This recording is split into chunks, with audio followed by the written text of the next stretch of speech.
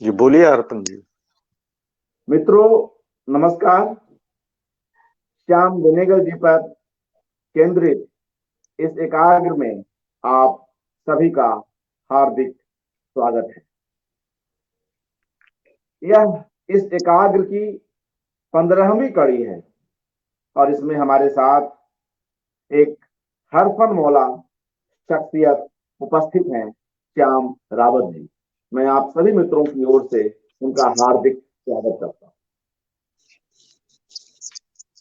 मित्रों, जैसा कि आप देख रहे हैं, श्याम रावत एक बेहद सहज, हंसमुख और जिंदा दिल व्यक्तित्व है। मूलतः उत्तराखंड के रहने वाले श्याम जी ने उच्चतर शिक्षा दिल्ली विश्वविद्यालय दिल्ली में प्राप्त की और इसके बाद थिएटर से जुड़े रहे और जो इनका एमफिल है वह भी हिंदी नाटकों की दुनिया पर ही केंद्रित है। श्याम रावत बाद में मुंबई पहुंचते हैं, बंबई पहुंचते हैं और फिल्म उद्योग में अपनी जगह बनाते हैं। आज की तारीख में श्याम रावत एक सफल कास्टिंग डायरेक्टर के रूप में जाने जाते हैं। मगर जिन दिनों यह पदावली नहीं चली तब भी श्याम रावत कास्टिंग का काम कर रहे थे बतौर सहायक निर्देशक। सहायक निर्देशक के रूप में इनकी कई डॉक्यूमेंट्री फिल्में हैं जिन्हें लोग देखते आए हैं, सराहते आए हैं। श्याम रावत प्रोडक्शन मैनेजर भी हैं और कई महत्वपूर्ण फिल्मों के प्रोडक्शन कार्य से भी जुड़े हुए हैं। साथियों, श्याम रावत जी श्याम बेनेगल जी के साथ गहरे जुड़े हुए हैं। दोनों एक दूसरे को पसंद करते हैं और श्याम रावत जी श्याम बेनेगल फिल्म परिवार में अपनी खास जगह रखते हैं। तो आइए आज एक श्याम को हम दूसरे श्याम के बारे में कुछ बोलते हुए सुनते हैं।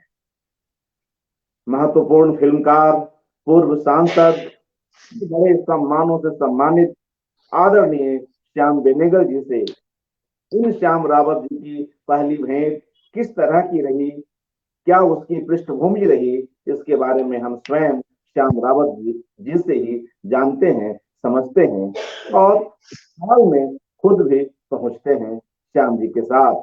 और इस बातचीत के दौरान निश्चय ही श्याम रावत भी बंबई के अपने उन शुरुआती दिनों में पहुंचेंगे।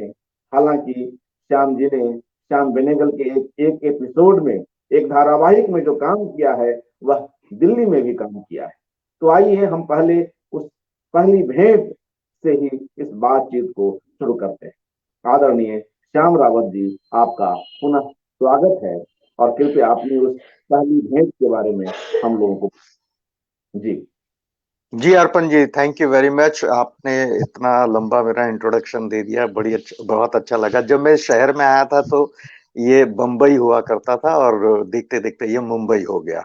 और श्याम बाबू से मेरी मुलाकात हुई थी 97 नवंबर के महीने में। मैं आया था मिलने के लिए, सीधे श्याम बाबू के ऑफिस ही गया। जाने के बाद जब उनसे कौन सा बातचीत हुई, कौन सा वर्ष? ये था 97 नवंबर 1977। 97 1997 97। 1997। ओके, जी जी, हाँ। जी जी जी जी। तो उस वक्त उनके संक्रांति करके एक टीवी के लिए धारावाहिक बन रहा था, उसके लिए काम की शुरुआत होने वाली थी। तो मैं भी जाके मिला तो उन्होंने मुझे बोला कि नहीं नहीं, अभी तो आपकी उम्र है, आप जाइए FTII वहां से ये कोर्स करके आइए उसके बाद।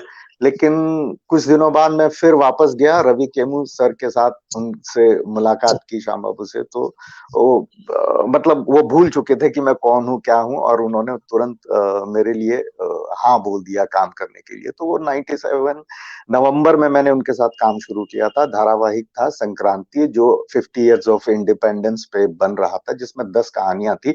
उन 10 कहानियों में ये था कि हमारे देश में 1947 से लेके 2000 तक कितना मतलब 97 तक कितने परिवर्तन हुए, कौन कौन सी मूल घटनाएं हुई, जिसमें पहली घटना थी हमारी पार्टीशन 1947 का। फिर उसके बाद दूध गंगा करके एक अमूल के ऊपर एपिसोड था, फिर एक हरित क्रांति के ऊपर एपिसोड था, फिर उसके बाद दलितों के ऊपर एक एपिसोड था, फिर इस तरह बहुत 10 एपिसोड थे जो मैंने पढ़े, और उसके बाद उनसे जितने भी कैरेक्टर थे उनसे रिलेटेड वो सबकी कास्टिंग भी मैंने शुरू की।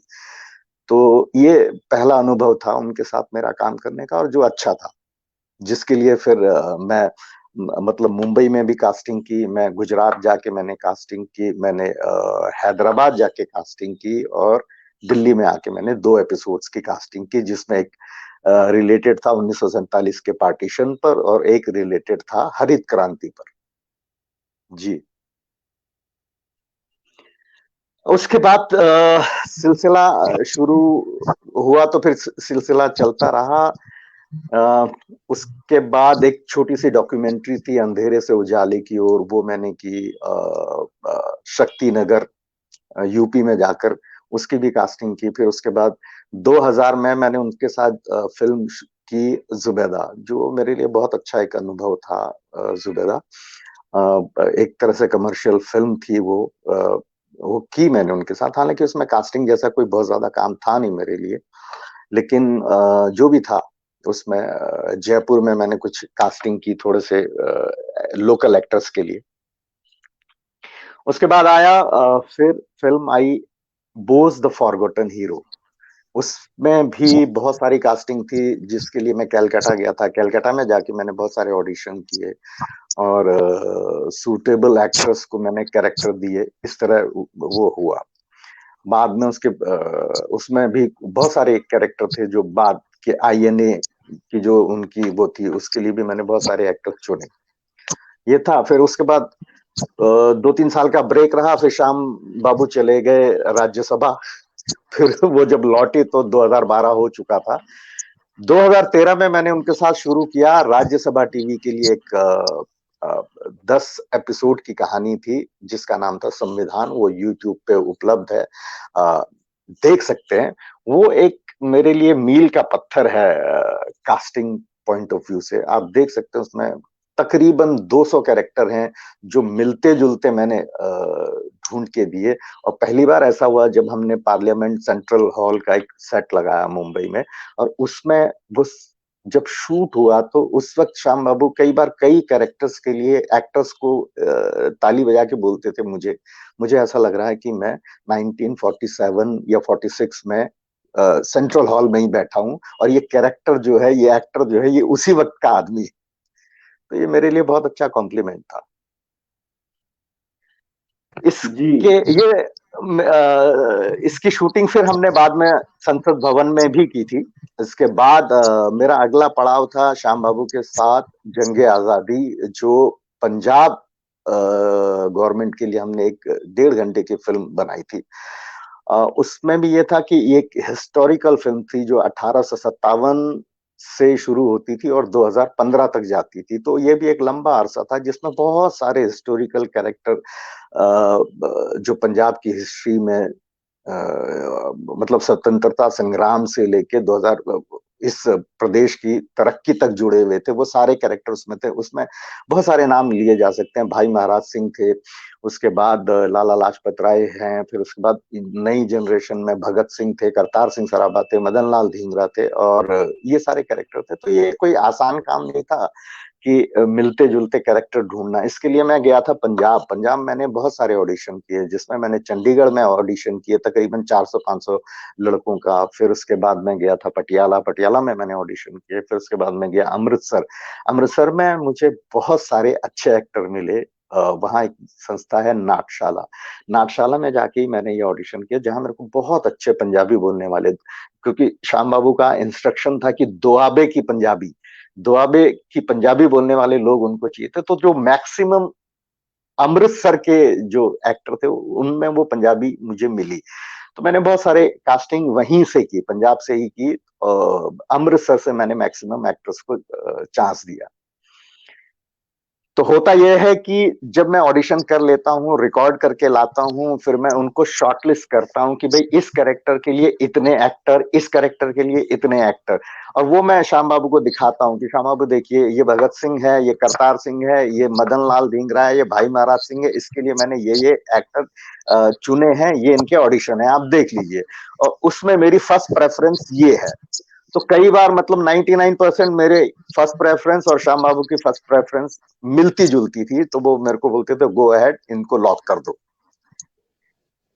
जी मित्रों, श्याम रावत जी ने बड़ी ही तीव्रता से अपनी पूरी बात रखी, मगर कास्टिंग डायरेक्शन का यह काम आसान नहीं है।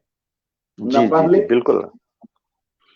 क्योंकि एक ही रोल के लिए कई लोग हमें ऑप्शन के रूप में दावेदार नजर आते हैं, और जब हम उनको शूट करके डायरेक्टर के पास जाते हैं तो डायरेक्टर की भी अपनी राय होती है और फिर तय होता है।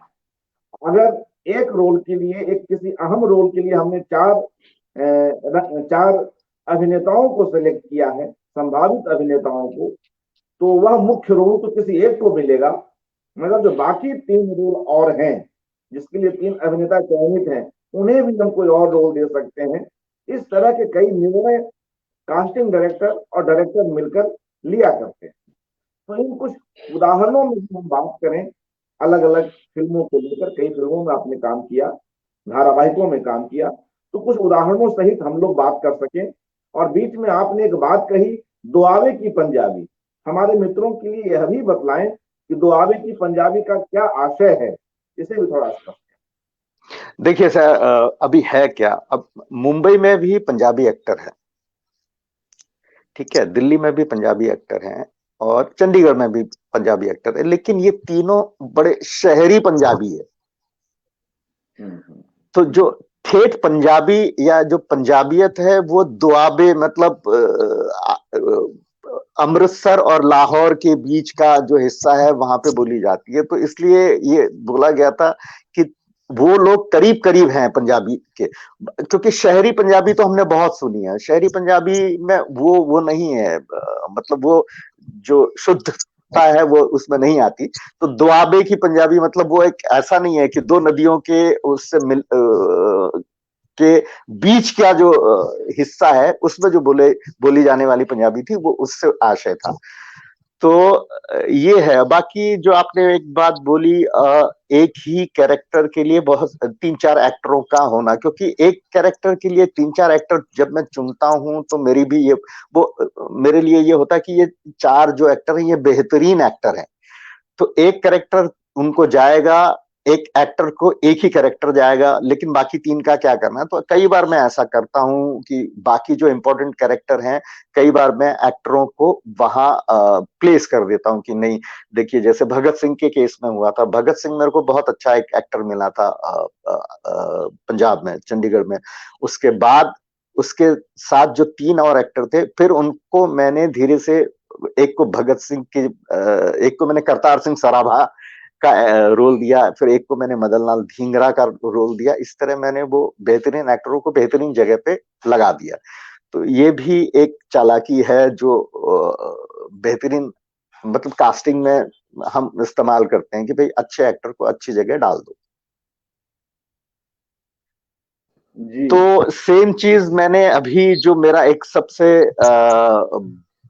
बड़ा प्रोजेक्ट चल रहा है अभी श्याम बाबू के साथ, वो है इंडो बांग्लादेश को प्रोडक्शन, जिसमें एनएफडीसी और बीएफडीसी, बांग्लादेश फिल्म डेवलपमेंट कॉर्पोरेशन, और NFDC national film development corporation India, दोनों मिलकर एक फिल्म बना रहे हैं शेख मुजीबुर रहमान के ऊपर। ये एक बायोपिक है, उनकी जीवनी पे है। तो ये जीवनी मतलब इसमें बहुत सारे कैरेक्टर्स ऐसे हैं जिनको पूरा बांग्लादेश जानता है कि वो लोग कैसे दिखते थे, वो कैसे बात करते थे। तो वो सारी चीजें इस प्रोजेक्ट में है।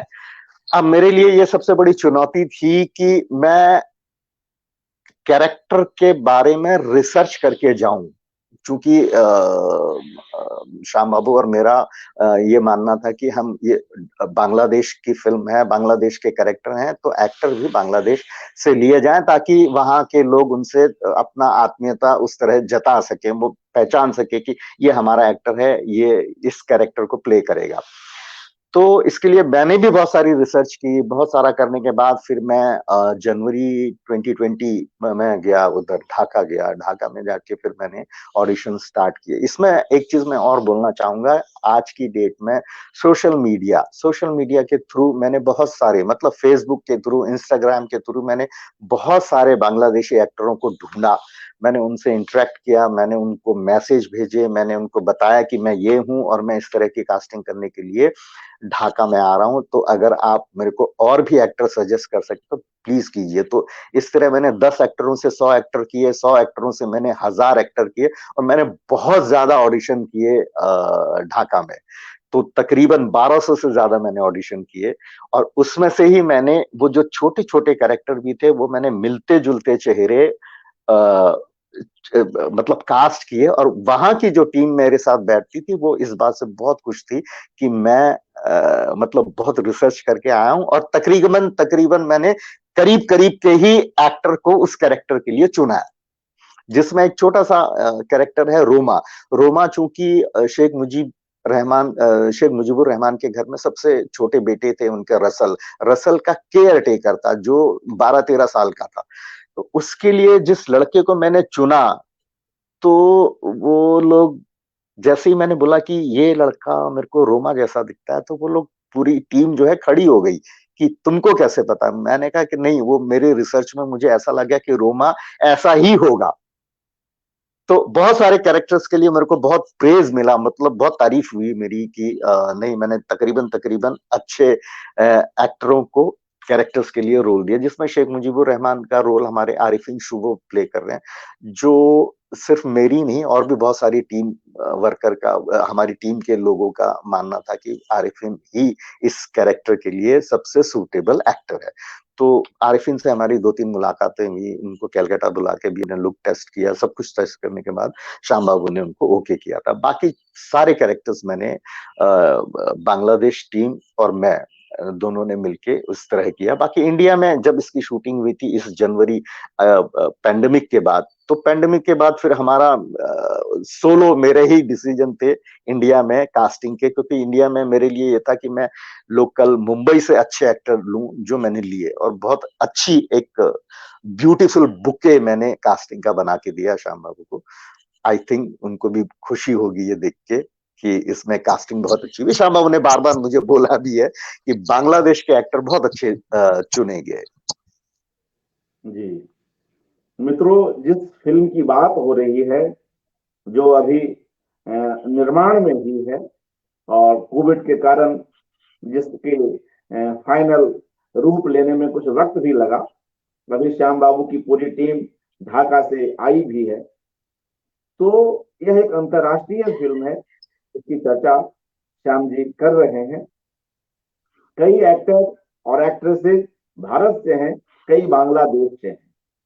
कुछ ऐसी घटनाएं भी होती हैं कि जिस तरह का रिसर्च श्याम जी और इनकी टीम करती है, ज्यादातर श्याम रावत खुद करते हैं, तो कोई ऐसा चरित्र जो है तो बांग्लादेश का, लेकिन उसके लिए उपयुक्त पात्र लुक वाइज, पर्सनालिटी वाइज या बॉडी लैंग्वेज के हिसाब से कोई भारत का मिलता है, तो ऐसे में कई बार कुछ दूसरी स्थितियां भी पैदा हो जाती हैं दोनों देशों के कलाकारों के बीच।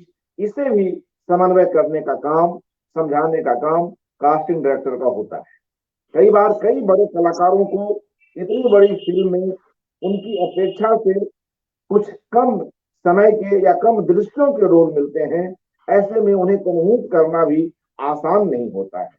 तो इन कुछ अनुभवों के बारे में भी हमें बताएं श्याम जी। अर्पण जी, ये फिल्म पहले पूरी तरह से ढाका में ही शूट होने वाली थी, पूरे मतलब बांग्लादेश में ही शूट होने वाली थी। तो मेरे लिए अच्छा ये था कि मैं पूरी की पूरी कास्टिंग जो है वो बांग्लादेश से करूं। लेकिन बाद में मार्च 2020 में सडनली लॉकडाउन आया और उसके बाद से हम ऑलमोस्ट घर पे बैठ गए। तो इस बीच में मैं सिर्फ बैठा नहीं था, मैंने ऑनलाइन बहुत सारे ऑडिशंस पूरे देश से मंगवाए।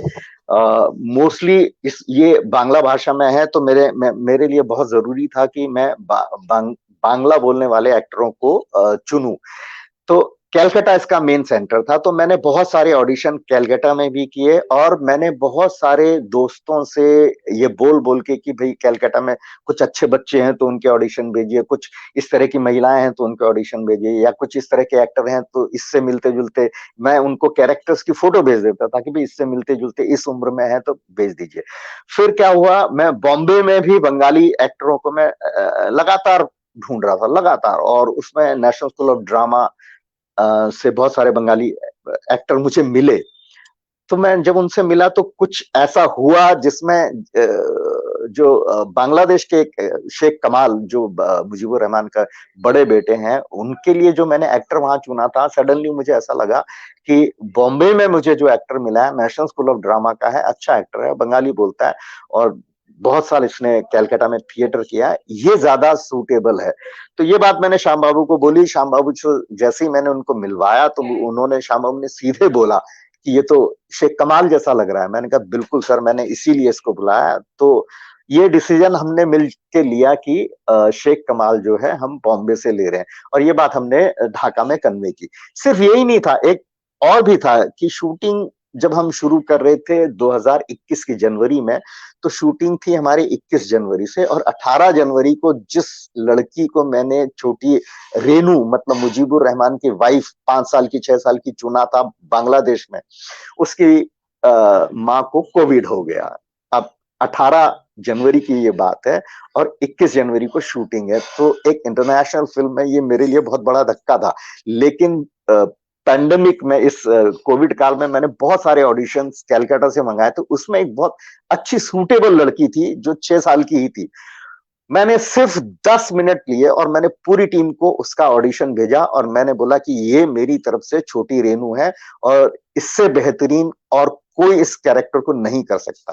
तो 10 मिनट के अंदर मैंने वो डिसीजन लिया, और वो लड़की मैंने चेंज की, और ढाका वाली लड़की को सॉरी बोला, और इस लड़की जो कैलकाटा से थी, इनको तुरंत सेम नाइट हमने बुलाया, और वो बहुत अच्छी कलाकार है। आप फिल्म में उसका काम देखेंगे तो देखते रह जाएंगे। मुझे ऐसा लगा कि शायद ये रोल इसी के लिए लिखा गया था।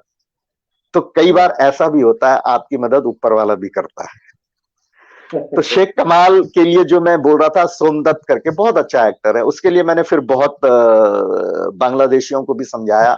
श्याम बाबू को फाइनली ये मैंने बोला कि आप एक मेल लिखिए उनको कि ये फिल्म में, चूंकि हम पहले पैंडेमिक से पहले, कोविड से पहले, हम थोड़ा मतलब बहुत जल्दबाजी में काम कर रहे थे, तो उसमें हम बहुत ज्यादा ध्यान नहीं दे पाए। लेकिन इस बीच में हमारे पास बहुत टाइम था, तो मैंने बहुत मेहनत करके कैलकाटा से, दिल्ली से जो भी मैंने कलाकार चुने, उसमें ये एक सूटेबल एक्टर है जो शेख कमाल के लिए परफेक्ट है, तो आप इसको लीजिए। तो हमको उन्हें बताना पड़ा कि ये हम कास्टिंग चेंज कर रहे हैं, जो उनको थोड़ा बहुत बुरा भी लगा। लेकिन बाद में मैंने उनको बोला कि देखिए, फिल्म की बेहतरी के लिए हमने ये किया है, ये डिसीजन लिया है, और इसमें हमारे कोई ऐसा नहीं है कि हमें किसी एक्टर से रिश्तेदारी निभानी है या कुछ करना है। फिल्म की बेहतरी के लिए हमने ये डिसीजन लिया, और इस तरह हम लेते रहेंगे डिसीजन फ्यूचर में भी। और ये अभी जो हम शूटिंग करने, जो शेड्यूल हमने बनाया था ढाका के लिए, उसमें भी मैंने उनको पहले से ये बोला कि मैं चलती शूटिंग में भी कास्टिंग चेंज कर सकता हूँ। अगर कोई मेरे को बेहतरीन एक्टर ऑन सेट या ऑफ सेट मेरे को आते जाते मिलता है, जिसको मैं ऑडिशन नहीं कर पाया लेकिन वो सूटेबल है, तो मैं चेंज कर दूंगा। तो ये है जी मित्रों, ये बहुत ही मेहनत का काम है और अनवरत सजग रहने की जरूरत है। जैसा कि श्याम जी कह रहे हैं कि किसी भी समय फिल्म की बेहतरी के लिए कोई निर्णय लिया जा सकता है। कई बार समय की कमी होने के कारण हम जो निर्णय लेते हैं, समय मिल जाने पर हम अपने ही उस निर्णय पर पुनर्विचार भी करते हैं। ऐसे में सामने वाले पक्ष को समझाना, उसे भी कॉन्फिडेंस में लेना आसान नहीं होता है। मगर ये सारे काम फिल्म की बेहतरी के लिए करने पड़ते हैं। तो एक अनवरत चलने वाला यह कार्य है। आपने इस विषय पर बात की है, मगर हमारे एक और साथी हैं किरण कुमार मोदक, जो इस कार्यक्रम को देख रहे हैं। इस विषय पर आपने रोशनी डाली, लेकिन फिर भी कुछ और बात कर लें। उनका सवाल है, श्याम जी साहब, आपकी जो भी रिसर्च है कास्टिंग के सिलसिले में, वह मूलतः किस पर आधारित थी? कुछ फोटोग्राफ थे, या जीवन चरित्र, या कुछ ऐसी बातें जो उस फिल्म से शेख मुजीबुर रहमान और उनके जीवन से जुड़े हुए चरित्र हैं, उनके फोटोग्राफ, इसकी बात भी कर रहे हैं। जी जी, फोटोग्राफ्स भी है। आज की डेट में देखिए रिसर्च बहुत इजी हो गया है। गूगल आपके पास है, किताबें आपके पास हैं, और बहुत सारी डॉक्यूमेंट्रीज हैं जो आपके पास हैं। आप उनसे देख के समझ सकते हैं कि भाई देखिए 1971 वॉर की बात हो रही है, या दिसंबर 3 से लेके 16 तारीख तक जो वॉर हुआ है, इनका इंडिपेंडेंस ऑफ बांग्लादेश, उसमें आपको पता लगता है कि कौन कौन से कैरेक्टर ने क्या क्या किया, मानेकशॉ ने क्या किया। उसके बाद बहुत सारा, मतलब आप के पास बहुत सारा मटेरियल है जो आपको मतलब आप रिसर्च करके लिख के अपने पास रख सकते हैं कि भाई देखिए ये कैरेक्टर इस सन का पैदा हुआ है और 1971 में इसकी ये उम्र है, तो ये इतना ऐसा दिखना चाहिए।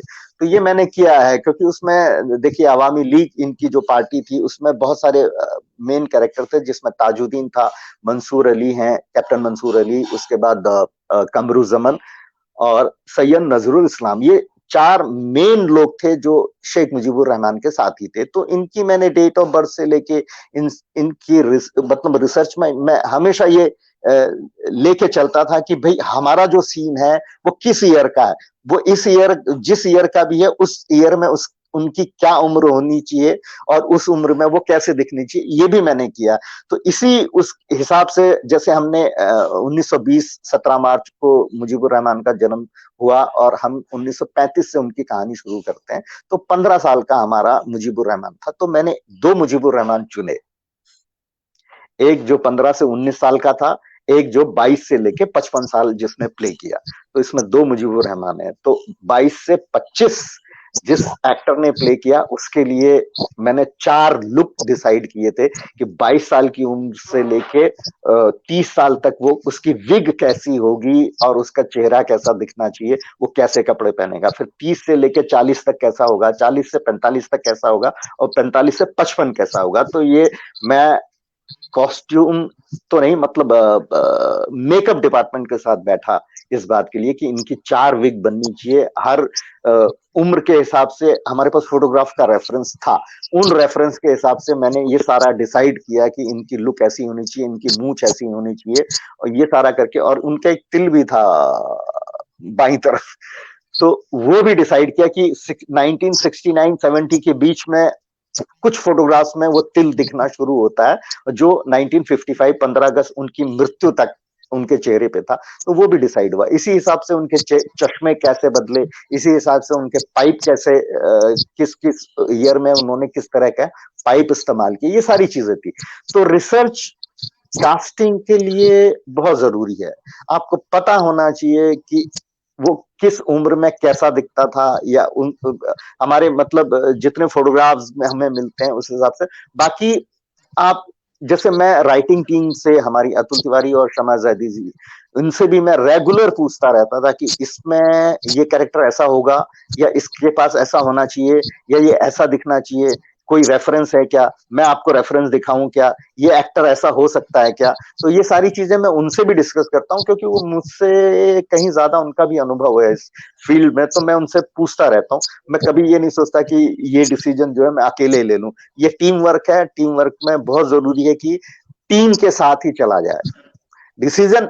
मैं हमेशा बोलता हूं कि मेरी सिक्स सेंस बहुत अच्छा काम करती है, तो मैं सिक्स सेंस का उपयोग करके अपनी टीम से सलाह करता हूं कि ये एक्टर मुझे ऐसा लगता है कि ये प्ले कर लेगा।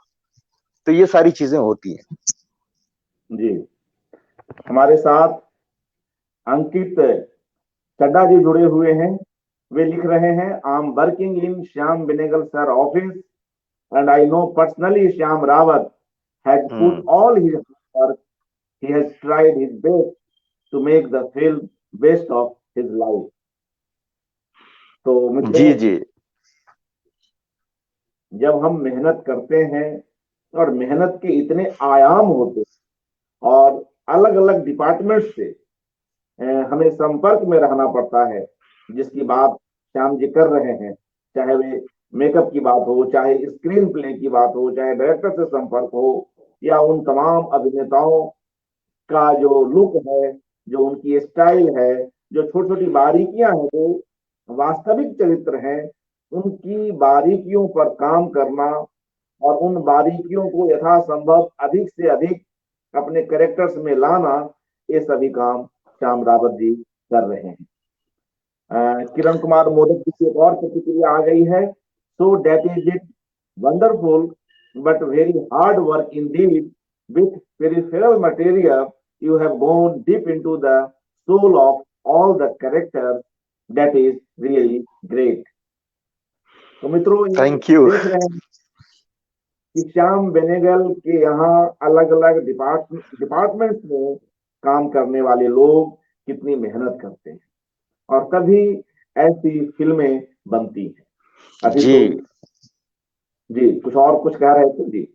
नहीं, मैंने बोला तभी इस तरह की फिल्में बनती हैं जब हर डिपार्टमेंट अपना 100% नहीं 200% देता है। ये कॉम्प्लीमेंट हमको बार बार मिलता है, कई बार मिलता है कि अब मैंने लोगों को काम करते देखा, सर वो तो 50% मन लगा के काम करते हैं, 60, लेकिन आप जब करते हैं तो 200% हमको मिलता है रिजल्ट। तो मैं हमेशा यही बोलता हूँ कि आप काम करो फुल फोकस देके, आपको लगना चाहिए कि नहीं अब इसमें कोई कमी नहीं रहनी चाहिए, जी तो और दीजिए अपना 200% दीजिए। बिल्कुल। और श्याम बेनेगल जी अपनी सभी फिल्मों में, अपने धारावाहिकों में जिस तरह से हर बारीकी पर ध्यान देते हैं और उनकी पूरी टीम, उनके सभी विभाग, वह अपने आप में अद्भुत है। हम थोड़ा पीछे लौटते हैं, संविधान की बात करते हैं, उसमें भी एक बड़ा कैनवस है, तमाम कैरेक्टर्स हैं। और मित्रों, मैं यहाँ बतला दूं कि हमारे कास्टिंग डायरेक्टर श्याम रावत जी जरूरत पड़ने पर स्वयं को भी कास्ट कर लेते हैं। तो एक कास्टिंग डायरेक्टर जब भी जरूरत पड़ने पर ही, ऐसा इनको कोई ऐसा मोह नहीं है, तो इनका पैशन है कास्टिंग का काम करना। मूलतः ये प्रोडक्शन और सहायक निर्देशन से जुड़े हुए हैं, मगर इनका पैशन ऐसा है कि उन्हीं कामों को लेते हैं जहां इन्हें सहायक निर्देशन के साथ साथ कास्टिंग का भी काम मिले। मगर कई जगहों पर इन्हें आप कुछ रोल्स में भी देखते हैं। तो जब आप खुद को ही कास्ट करते हैं, चाहे वह जैसा भी रोल हो, जितनी ही देर का हो, जितने ही सीन का हो, तो उसके बारे में कुछ बताएं, ऐसे कुछ अनुभव, कुछ उदाहरण जी। इसका अच्छा उदाहरण है सचिन बिलियन ड्रीम। तो ये फिल्म में मैं डायलॉग सुपरवाइजर था। मैं वहां जाके सेट पे जाके एक्टरों से उनके डायलॉग रिहर्स करता था, सब कुछ करता था। तो उसमें एक छोटा सा रोल था। तो डायरेक्टर ने बोला कि मुझे आप चाहिए। मैंने बोला सर मैं तो कर ही लूंगा, लेकिन अगर कोई एक्टर इस रोल के लिए स्ट्रगल कर रहा है या वो एक स्ट्रगलिंग एक्टर है, मैं चाहता हूं कि उसको रोल मिले, क्योंकि वो एज एन एक्टर आ रहा है। मैं तो हुई इस फिल्म में, मेरे लिए तो कोई बड़ी बात नहीं है। लेकिन जब मैंने उनको बहुत सारे एक्टर दिखाए, उसके बाद तीसरे चौथे दिन उन्होंने बोला नहीं नहीं नहीं नहीं, ये रोल तो आप ही को करना पड़ेगा। तो ऐसा कई बार होता है मेरे साथ, ऐसा कई बार होता है कि वो मेरे को ही करना पड़ता है कि नहीं अभी। कि मुजीबुर रहमान में भी एक दिन सेट पे ऐसा ही हुआ कि वहां बांग्लादेश में हम कराची का एक सीन शूट कर रहे थे, जिसमें भुट्टो के साथ उनका एक मुश्ताक खेर करके उनका एक असिस्टेंट है, जो उनके साथ नारे वगैरह लगा रहा है और सारा कुछ कर रहा है, लेकिन उसकी हिंदी और उर्दू बहुत अच्छी है। जब हम लोग वहां रिहर्स कर रहे थे, तो मुझे लगा कि वहां कोई भी एक्टर जो है उस तरह की भाषा नहीं बोल पा रहा है। तो मुझे ऐसा लगा कि सीन खराब होने से अच्छा है कि मैं खुद ये रोल कर लूं, ताकि सीन खराब ना हो। तो वो मैंने रोल किया, जो कि बहुत बहुत अच्छा रहा। और ऐसे बहुत बार होता है, ऐसा कई बार होता है कि कई एक्टर जो है मेरे को एन वक्त तो बोल देते हैं, सर कल आपको डेट तो दी थी, लेकिन सर ऐसा ऐसा हो गया, मैं दूसरे शहर में हूँ, नहीं आ पाऊंगा, या मेरा ऐसी प्रॉब्लम, कई प्रॉब्लम बताते हैं। तो उस वक्त फिर हमको डिसीजन लेना ही पड़ता है कि अपनी टीम में से किसी ना किसी को कास्ट करके, क्योंकि सभी फिल्म से जुड़े हुए हैं और एक्टर तो सब में होता ही है अंदर, तो मैं रोल इस तरह बांट देता हूँ। तो इस फिल्म में बहुत सारे रोल मैंने अपने टीम मेंबर्स को भी दिए, जो ढाका में मेरे को कास्ट करने पड़े क्योंकि वो हिंदी अच्छी बोलते थे, तो उनमें पाकिस्तानी आर्मी वाले इस तरह के लोग मैंने कास्ट किए वहां पे। जी अर्पण जी। जी, संविधान जो मित्रों महत्वपूर्ण टीवी शो है, राज्यसभा टीवी के लिए श्याम बाबू के निर्देशन में बनाया गया एक महत्वपूर्ण कार्य, जिसके 10 एपिसोड हैं। हर एपिसोड एक घंटे का है। उसमें भी एक बड़े स्तर पर कास्टिंग हुई है। तमाम तरह संविधान सभा की बैठक और कमेटियों की बैठक, और आप देख सकते हैं उन शोज को कई हमारे महत्वपूर्ण देश के शख्सियत, जो जिनका देश के निर्माण में, संविधान के निर्माण में प्रत्यक्ष भूमिका है, और ऐसे में उस काम को इस बारीकी से करना कि जो हमारे आगे पता नहीं कितने दशकों तक वे कार्य देखे जाएंगे, उसमें भी श्याम रावत जी का एक महत्वपूर्ण योगदान है। उससे जुड़े कुछ अनुभव हमसे शेयर करें श्याम। जी जी जी जी, ये 2013 की बात है और संविधान की कास्टिंग, मतलब संविधान शुरू होने वाला था और मैं श्याम बाबू से दोबारा मिला तकरीबन 10 साल बाद। और मुझे मालूम नहीं था इस तरह का ये प्रोग्राम है क्या। जब मैं वहां गया, ऑफिस गया, श्याम बाबू से मिला, तो उसके बाद मुझे पता लगा कि इस तरह की कास्टिंग भी है इसमें बाकी है, और इसमें कुछ हिस्टोरिकल कैरेक्टर हैं जो 1946 से लेके 1948 तक की कहानी हमको बतानी है। और संविधान सभा जो बनाई गई थी, जिसने संविधान लिखा, उसमें चाहे वो डॉक्टर अंबेडकर हो, अबुल कलाम आजाद हो, डॉक्टर राजेंद्र प्रसाद हो, सारे हिस्टोरिकल कैरेक्टर थे। तो उनके लिए मेरे को आया, मतलब मुझे ये चुनौती थी मेरे लिए कि मैं वो सब करूं। अब चूंकि मेरा अनुभव बहुत अच्छा है मुंबई फिल्म इंडस्ट्री में या दिल्ली के थिएटर से, मेरे को एक्टरों की बहुत याद रहती है। मेरे दिमाग में हर एक्टर बसा रहता है कि ये एक्टर जो है इस कैरेक्टर को ये लियाकत अली खान जैसा ये एक्टर दिखता है। तो ऐसे करके जब मैं श्याम बाबू से मिला, तो मिलने के विद इन अ वीक, एक हफ्ते के अंदर अंदर मैंने ये तकरीबन 150 से ज्यादा कैरेक्टर थे जो मैंने उसमें मिलते जुलते कास्ट किए। तो उसमें कई बार मेरे को ऐसा होता था कि जैसे मैंने एक कैरेक्टर के लिए एक एक्टर को बुलाया और अपने उस पे लैपटॉप पे मैंने उसका फोटो, रेफरेंस फोटो निकाल के रखा, जो कि ब्लैक एंड व्हाइट था। अब वो एक्टर आया, उसने देखा वो ब्लैक एंड व्हाइट फोटो देखी और उसने बोला, अरे आपने मेरी फोटो ब्लैक एंड व्हाइट क्यों की है?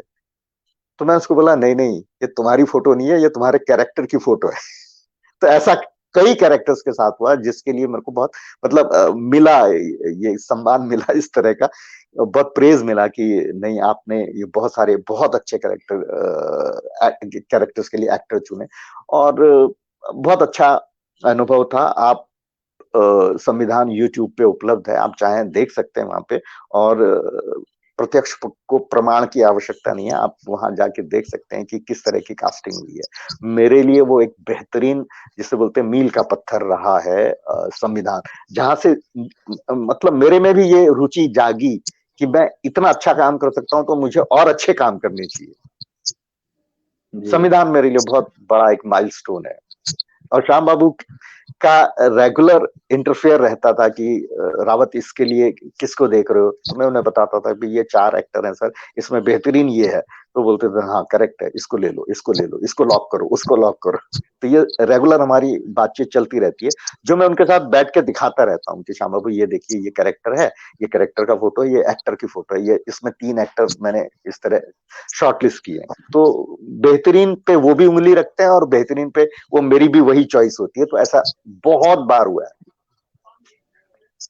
और कई बार, जैसा कि आपने अभी यह बात कही भी, कि एक्टर के आने से पहले ही वह एक्टर जिस चरित्र के लिए आ रहा है, तो उसको उस रंग रूप में ढाल कर रखना और उसे उस तरह से पेश करना, यह भी एक कुछ आगे चलने की बात है।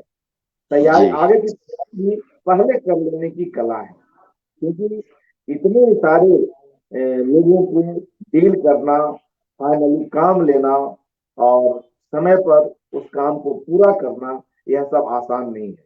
क्योंकि निर्णय लेना है, निर्णय लेने के बाद आगे के भी कई सारे ऐसे कार्य हैं, तो उसे भी आप भली भांति संपन्न करते हैं। जी। और संविधान में आपका स्वयं का भी कोई रोल रहा? मैंने छोटा सा रोल किया था। जी 5वें 6ठे एपिसोड में आता है वो। जी। वो भी श्याम बेनेगल सर के ही रिलेटिव थे, हैं जिनका कैरेक्टर रिलेटिव रहे हैं, उनका मैंने सेक्रेटरी का रोल किया था। तो वो कोई ऐसा बहुत बड़ा वो नहीं है। सेट पे जी। मैंने भी अपने आप को दिखाने के लिए कि नहीं हम कर सकते हैं, इसलिए मैंने वो वाह। किया। जी। अब मित्रों, हम अभी आप देख रहे हैं जो हमारा आज की बातचीत का फॉर्मेट है कि हम नवीनतम से पीछे की ओर चल रहे हैं। हमने बंग बंधु, हालांकि यह एक टेंटेटिव नाम है, अभी फिल्म का नाम फाइनल नहीं हुआ है, वहां से चले और हमने संविधान की बात की। अब हम Netaji Subhash Chandra Bose, the forgotten hero की बात करेंगे। इसके भी साथ बतौर सहायक निर्देशक और बतौर कास्टिंग डायरेक्टर श्याम रावत जी जुड़े हुए हैं। इनमें भी कई ऐतिहासिक चरित्र हैं। काफी मेहनत की गई है इस फिल्म पर, क्योंकि कोई भी ऐतिहासिक फिल्म ऐसे नहीं बन सकती। ऐतिहासिक फिल्मों के साथ कई तरह की बाध्यताएं हैं कि वह चरित्र उस तरह का दिखे, उसका लुक, उसके बारीक डिटेल्स और वह काल, वह पीरियड, ये सारी चीजें। तो उससे जुड़े कुछ अनुभव बतलाएं श्याम। नेताजी सुभाष जी। हाँ, अब चूंकि उस वक्त मैं भी नया था। 2002-2003 की ये बात है, और कोई 2001 2002 सॉरी 2000 और 2001 में मैंने श्याम बाबू के साथ पहली बड़ी फिल्म की थी जुबैदा। उसके बाद ये फिल्म आई। तो तब तक मुंबई की फिल्म इंडस्ट्री में कास्टिंग डायरेक्टर जैसी कोई चीज नहीं हुआ करती थी। तो डायरेक्शन डिपार्टमेंट ही अपनी सूझबूझ से मिलके एक्टरों को बुला के उनके दायरे में जितने एक्टर हैं उनसे कांटेक्ट करके भी उनको हम बुलाते थे ऑफिस। तब कम्युनिकेशन कोई बहुत ज्यादा अच्छा नहीं था। हम फोन करके या एक्टर को इस तरह बुलाते थे, भाई आ जाओ श्याम बाबू के ऑफिस आ जाओ और मिल लो, इसका ये कैरेक्टर है ये तो उसमें बहुत ज्यादा उस तब ये था कि ऑफिस में बहुत ज्यादा एक्टरों के फोटोग्राफ्स आते रहते थे जो हम छांटते थे, और अपने अनुभव पे कि भाई ये एक्टर ये सचिन खेड़ेकर हैं, ये हालांकि इस तरह कई नोन नेम हमारे सामने आते थे जिनको हमने उस हिसाब से रोल बांटे कि भाई ये रोल कर सकते हैं, ये रोल कर सकते हैं, ये रोल कर सकते हैं। तो ऐसा हमने उस वक्त एक म्यूचुअल अंडरस्टैंडिंग से अपने डिपार्टमेंट में, उस वक्त सोलो मैंने अपने कंधे पे ये नहीं रखा, लेकिन एक्टर सजेस्ट मैं 100% करता था कि भाई इस रोल के लिए ये एक्टर जा सकता है, इसके लिए ये जा सकता है। तो ये मैंने उस फिल्म में बहुत किया था। और उसकी बिगिनिंग में चूंकि हमारा एक शेड्यूल कैलकाटा में होने वाला था जिसमें बहुत सारे बंगाली एक्टर वहां पे चूज करने थे, जिसके लिए श्याम बाबू ने मुझे 1 डेढ़ हफ्ता पहले भेजा था कैलकाटा कि आप जाके एक छोटा सा ऑडिशन इनका देख लो, और परफेक्ट मतलब एक्टर परफेक्ट होना चाहिए, टाइम वेस्ट नहीं होना चाहिए। उस वक्त सिनेमा में हम मतलब डिजिटल सिनेमा नहीं था, हम उसका रील का इस्तेमाल करते थे जो 400 फीट का हमारा एक वो होता था। तो उसमें एक्टर परफेक्ट होना चाहिए, बार बार रीटेक वगैरह नहीं हो सकते थे। तो वो सारी चीजें थी, इसलिए मैं वहां गया था और बहुत किया मैंने वहां पे इनका रिकास्टिंग की। कुछ नए एक्टर को मैंने चांस दिया कैलकाटा में। तो वो एक बड़ा शेड्यूल था तकरीबन 2 महीने का। उसके बाद फिर ये मतलब वो भी एक लंबी बायोपिक थी जो बहुत तकरीबन 1 साल तक चली। जी। और मित्रों, श्याम बेनेगल की जो ट्रायोलॉजी है, जिसमें हम मम्मू, सरदारी बेगम और जुबैदा की बात करते हैं, तो इस पर भी कुछ बात करें, क्योंकि जुबैदा फिल्म से भी श्याम रावत जी जुड़े हुए हैं। तो जुबैदा से जुड़े कुछ अनुभव भी हमसे कृपया शेयर करें। जुबैदा। जुबैदा में जी जुबैदा में असिस्टेंट डायरेक्टर के तौर पे ही मैं गया था। चूंकि मैं दिल्ली से हूँ, मतलब पढ़ाई लिखाई मेरी दिल्ली से हुई, हिंदी मेरी बहुत अच्छी थी, और श्याम बाबू थोड़ा अंग्रेजी ज्यादा बोलते हैं, समझते हैं, तो वो कई बार मेरे से पूछते थे कि भाई ये अंग्रेजी में इसका ये मतलब होता है ना, तो मैं उन्हें बोलता था हाँ सर इसका यही मतलब है। तो उसमें बतौर मैंने बहुत सारा मतलब श्याम बाबू के साथ ही मैं डायलॉग सुपरवाइज ही करता था, डायलॉग इम्प्रोवाइज करवाता था। और करिश्मा रेखा या मनोज वाजपेयी के साथ मेरा ये एक बहुत अच्छा अनुभव था। एज असिस्टेंट डायरेक्टर मैंने उसमें बहुत अच्छा काम किया, तो बहुत अच्छा मेरे को अनुभव हुआ, बहुत मेरे को कॉन्फिडेंस आया उस फिल्म को करने के बाद। उस फिल्म में मतलब अब हर डिपार्टमेंट से इंटरेक्शन हुआ पहली बार, क्योंकि मेरे लिए भी वो एक पहली फिल्म थी, बड़ी फिल्म थी। तो उसमें चूंकि मेरी बैकग्राउंड में थिएटर बहुत रहा है, दिल्ली से मैंने थिएटर बहुत किया, रिसर्च किया, तो लैंग्वेज में और डायलेक्ट में मुझे उस तरह का कोई वो नहीं थी। हिंदी मेरी बहुत अच्छी थी, उर्दू बहुत अच्छी ठीक ठाक ही है तो वो कोई प्रॉब्लम नहीं थी। तो मैंने बहुत अच्छी तरह उसमें काम संभाला और काम किया, और बहुत अच्छा मेरे को उसमें अच्छे अनुभव रहे उसमें। जी मित्रों, हम लोग इस संवाद के अंतिम पड़ाव की ओर बढ़ चले हैं और लगभग कई पक्षों पर हमने बात की। कोई और ऐसा पक्ष आपको याद आ रहा हो श्याम रावत जी, जिस पे चर्चा करें?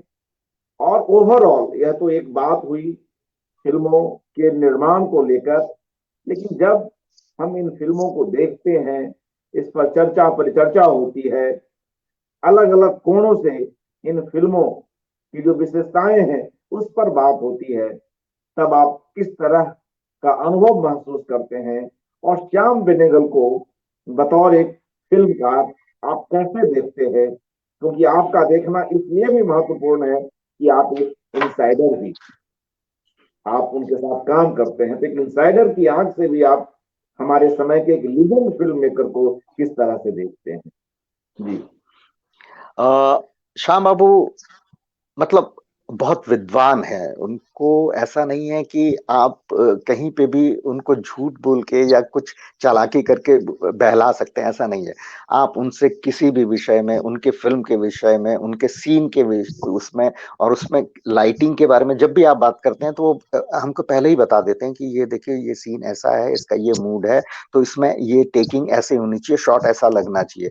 तो हमको कई बार ऐसा लगता है कि यार ऐसा हमने क्यों नहीं सोचा, ये सिर्फ श्याम बाबू ने ऐसा क्यों सोचा कि शॉट यहाँ से ओपन होगा या यहाँ पे कट होगा। तो बहुत सारी चीजें हैं जो हमको बहुत अच्छी लगती हैं, जो बहुत सीखने को मिलता है श्याम बाबू से। तो वो यही है। इनसाइडर मैं यही बोलूंगा कि कई बार हमको चलते सीन में कई चीजें ऐसी महसूस होती हैं कि श्याम बाबू ने तो इसमें ये करके चमत्कार कर दिया, ये करके बहुत अच्छा किया, ये करके मतलब इस तरह की लाइटिंग करवा के ये बहुत अच्छा सीन शूट किया। तो ये सारी चीजें हैं जो कई बार हमारे लिए एक सरप्राइज आइटम होती है। जी बाकी और मित्रों, हाँ बताएं प्लीज। जी जी जी, बाकी उनको तो पता ही है, वो एक फिल्म के लिए हमसे कहीं ज्यादा वो किताबें पढ़ते हैं, उनका जो प्रैक्टिकल नॉलेज है वो हमसे कहीं ज्यादा है। और वो जिस सेंसिटिविटी से वो सब चीजें सोचते हैं, वो किसी कैरेक्टर के बारे में सोचते हैं, तो वो हमसे कहीं ज्यादा बेहतर सोचते हैं। इसलिए कई बार मैं उनको फॉलो करता हूँ कि श्याम बाबू ये कैसा होगा, ये कैसा होगा। तो उनसे पूछने में हमको कोई वो नहीं होता, आपत्ति नहीं होती। हम बार बार पूछते हैं कि श्याम बाबू ऐसा करेंगे तो ऐसा होगा क्या, ये श्याम बाबू ऐसा लगेगा क्या। जैसे अभी इस फिल्म में एक चीज पे हमारा बहुत वो हुआ, एक कैरेक्टर है हमारे उसमें समर सेन, जो 1971 में इंडिपेंडेंट बांग्लादेश के गवर्नर बने थे। अब वो इत्तेफाक से श्याम बाबू के दोस्त भी थे और उनसे मिले भी थे, और वो कैरेक्टर के लिए मैं एक्टर नहीं ढूंढ पा रहा था, लेकिन मैंने फाइनली उनको ये बोला कि एक एक्टर हैं, कैलकाटा से हैं, बहुत अच्छा है, सुपर्ब है। तो मिलते जुलते नहीं है लेकिन ऑलमोस्ट करीब है। लेकिन एंड तक उनका यही था कि नहीं, मेरे को ऐसा चाहिए, मेरे को ऐसा चाहिए। फाइनली मैंने उनको बोला श्याम बाबू नहीं मिल रहा है, ये मेरे सबसे करीब के हैं और बेहतरीन एक्टरों में से एक है, आप इनको कंसीडर कीजिए। तो फाइनली उन्होंने मतलब शूटिंग की सुबह 8 बजे मेरे को बोला कि हाँ ठीक है रावत, वो समर सेन जो तुमने चुने उनके साथ ही आज शूट करेंगे। तो हालांकि मैं उनको एक दिन पहले बुला चुका था वहां पे ढाका। तो कई चीजें ऐसी होती हैं जिनके लिए अगर वो उनको लगता है कि नहीं ऐसा नहीं, ऐसा होना चाहिए, तो फिर वो हम कोशिश करते हैं कि वैसा उनको करके दे दें। जी बिल्कुल। जी।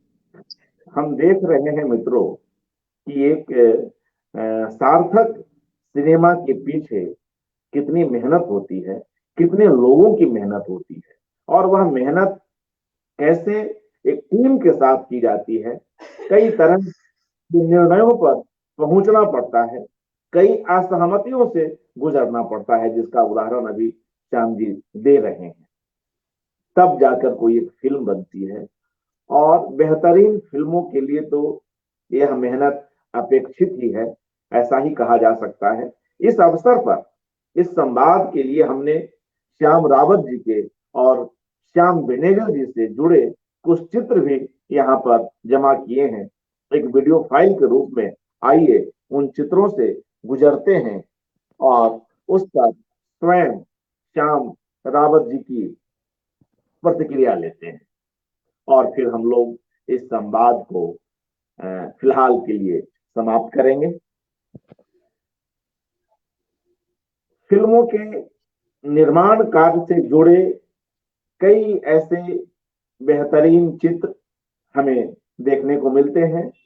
इस चित्र के बारे में बतलाएं जी। ये हमारे ऑफिस, पुराने ऑफिस का चित्र है जिसमें सारी फिल्मों के पोस्टर हैं, जो जिनमें काम तो मैंने नहीं किया, लेकिन मेरे लिए बेहतरीन प्रेरणा है ये सारे पोस्टर। इनको देख के बहुत उत्साह जगता है। जी। और देखिए, एक बात मैं कहना भूल गया था, अच्छा हुआ मुझे भी वह बात याद आई कि मित्रों, एक बड़ी शख्सियत के साथ काम करते हुए, जो अनुभवशील व्यक्तित्व है, उसके साथ काम करते हुए हम स्वयं भी कितना कुछ सीखते हैं। अगर श्याम रावत और दूसरे तमाम लोग श्याम बाबू के साथ जुड़ते हैं, तो निश्चय ही उन्हें बहुत ही लाभ होता है। वह लाभ उन फिल्मों आप के लिए तो काम आता ही है जो ऑडियो श्याम और के साथ रहे हैं, मगर यह लाभ उन फिल्मों के लिए, या उन धारावाहिकों के लिए, या उन दूसरे प्रोजेक्ट्स के लिए भी काम आता है जो वे किसी दूसरे डायरेक्टर के लिए भी कर रहे होते हैं। और ओवरऑल जो हमारा भारतीय सिनेमा का परिदृश्य है, जो हमारी अपनी प्रतिभाएं हैं, जो हमारी फिल्में हैं, उसके लिए भी ये चीजें लाभदायक होती है। तो इस तरह के परिवेश में जब आप काम करते हैं, तो निश्चय ही कई तरह के लाभ से आप दो चार होते हैं, और वह लाभ अंततः समाज को ही जाता है। इस चित्र के बारे में कुछ बतलाएं श्याम। ये चित्र है बॉम्बे मुंबई एयरपोर्ट का, जब हम पहली बार ढाका जा रहे थे वाया कैलकाटा। तो श्याम बाबू, ये पहला मेरा वो था, ट्रिप था ढाका के लिए, और वाया कैलकाटा। मैं कैलकाटा 2 दिन गया था, जहां मैंने कैलकाटा में ऑडिशन की थी। तो ये जस्ट एयरपोर्ट का चित्र है। और जिस फिल्म की हम बात कर रहे हैं, बांग्लादेश के जो राष्ट्रपिता हैं शेख मुजीबुर रहमान, तो मुझे लगता है कि एक अंतर्राष्ट्रीय फिल्म का यह शायद आपका पहला ही प्रोजेक्ट है। जी। तो यह भी बतौर आपके करियर भी एक उल्लेखनीय उपलब्धि है। या जो भी लोग इससे जुड़े हुए हैं, चाहे वे अभिनेता हो, चाहे वे मेकअप से जुड़े हुए लोग हों, चाहे वे स्क्रीन प्ले से जुड़े हुए लोग हों, वे सभी उतने ही सौभाग्यशाली हैं कि एक बेहतरीन अंतर्राष्ट्रीय स्तर की फिल्मों में वे काम कर रहे हैं। तो तमाम दूसरे विभाग हैं, चाहे वह कॉस्ट्यूम का हो, चाहे वह प्रोडक्शन का हो, चाहे कैमरामैन हो। तो कोई और ऐसी बात जो उस दौरान आप बताएं कि जब आप श्याम बाबू के साथ होते हैं तो किस तरह की बात होती है, कुछ ऐसी बात याद आ रही हो कोई?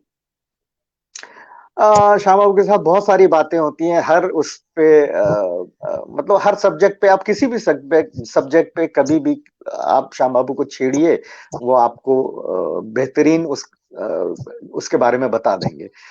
तो श्याम बाबू तो मतलब ज्ञान का भंडार है, उनसे आप किसी भी बात पे बात कर लीजिए, वो आपको समझा देंगे सारी बात। ये चित्र है जुबैदा फिल्म का, जी जी करीना और मनोज वाजपेयी के साथ उनको डायलॉग रिहर्स करवाते हुए और श्याम बाबू हमको देखते हुए। जी। करिश्मा कपूर, मनोज वाजपेयी, रेखा भी है, तो कोई और जी। ऐसी बात फिल्म से जुड़ी हुई आपको याद आ रही हो? क्योंकि नहीं, हाँ सब बेहतरीन कलाकार थे। मेरा काम सुबह यही होता था, भाई आज मैं तीनों कलाकारों के पास जाके ये बताता था आज ये सीन करना है, एक बार आप मेरे साथ रिहर्स कर दीजिए। तो जिसमें सबसे पहले मैं रेखा जी के पास जाता था, फिर उसके बाद करिश्मा के पास जाता था, और तीसरी कलाकार होते थे मनोज वाजपेयी, जो मेरे को बहुत आवाज दे के जोर से बुलाते थे कि भाई साहब एक बार हमारे साथ भी कर लो। जी तो जी ये है, ये डेली का एक रूटीन था मेरा। जी। और यह हमने इस फिल्म पर चर्चा भी की है, on the set of Dost, the forgotten hero, with our ji cine guru Shyam Benegal जी। तो जी कैसे फिल्म और पूरा भारत, पूरी दुनिया श्याम बाबू के कार्यों को देखती है, और जिस आदर के साथ हम उन्हें बार बार उनके काम को देखते हैं, और एक कहीं ना कहीं ये अनुकरणीय कार्य हैं। जो चीजें बन गई वो बन गई, और वे सभी फिल्में, वे सभी धारावाहिक संभवतः श्याम बेनेगल जी के नेतृत्व में ही बनने थे, ऐसा ही कहा जा सकता है। इस चित्र के बारे में कुछ बतलाएं। इसमें ये भी। जी जी जी, बोझ द फॉरवर्ड, इसमें एक कलाकार हैं जो हमारे नरेंद्र झा, अब रहे नहीं। इनको मैंने आईएनए के एक ऑफिसर का ही रोल दिया था। बाद में मैंने इनसे संविधान में इन्होंने एक बहुत अच्छा कैरेक्टर किया था, जिन्ना का। तो उसके बाद 2018 में इनकी हार्ट अटैक से मृत्यु हो गई। वो बहुत, मैं इनको बहुत मिस करता हूँ, इस कलाकार को बहुत। इनका जब करियर उठान पे था तो ये सब दुर्भाग्य से ये सब कुछ हुआ इनके साथ। और श्याम बाबू इनको बहुत पसंद करते थे। ये चित्र है हमारा ब्रेकफास्ट का, सोनार गांव होटल पैन पैसिफिक का। जो मॉर्निंग हमारी बातचीत होती थी, उसमें अतुल तिवारी जी भी हैं, मैं भी हूँ और श्याम बाबू भी है। हंसी मजाक सुबह का। जी जी बिल्कुल। तो आइए मित्रों, एक कुछ चित्र थे, इनके माध्यम से हमने उस काल को, उस समय को भी एक जीवंत करने की कोशिश की। और कहीं ना कहीं एक उद्देश्य यह भी है कि हम सभी लोग जो साहित्य से, कला से, संस्कृति से, विभिन्न पक्षों से जुड़े हुए लोग हैं, फिल्मों से भी जुड़े हुए लोग हैं, वह इन कामों के पीछे की मेहनत को और कहानी के पीछे की कहानी को समझ सकें, कुछ अधिक आत्मीय ढंग से समझ सकें, कुछ अधिक डिटेल्स में समझ सकें। श्याम रावत जी, आपने हमारे लिए समय निकाला, आपका बहुत आभार। आप, जी जी जी, आपका भी बहुत बहुत बहुत आभार। आपने मुझे याद किया, मुझे इस काबिल समझा कि मैं आके आपके प्रोग्राम में शिरकत करूं और आपके साथ बातचीत करूं। मैं आपका बहुत बहुत आभारी हूं। थैंक यू अर्पण जी। जी शुक्रिया, शुक्रिया श्याम जी। सभी शुक्रिया। मित्रों का कार्यक्रम से जुड़े हुए हैं, हार्दिक धन्यवाद, शुभ रात्रि। जी, thank you very much sir. Thank you.